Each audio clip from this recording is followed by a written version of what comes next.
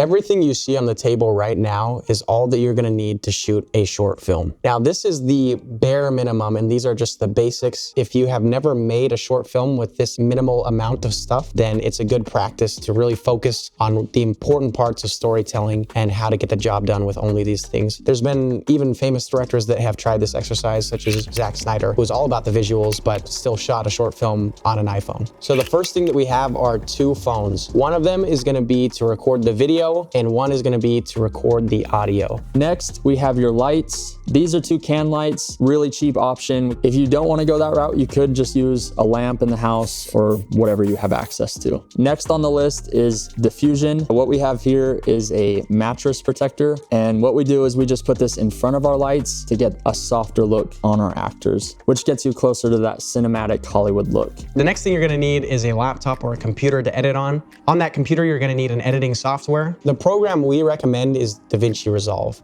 The free version comes with a ton of features and everything that you're gonna need. Definitely we recommend DaVinci Resolve. One of the biggest indicators of an amateur film is shaky footage. So that's why the next item on the list is a tripod. The final thing that you're gonna want is an app to unlock the camera's potential in your phone. We use Filmic Pro, and as far as audio goes, I just use voice memos. Comment the word gear below to get a list of all of our gear recommendations. Hey guys, we put together a free screenwriting mini course to teach you how to write a short film step by step.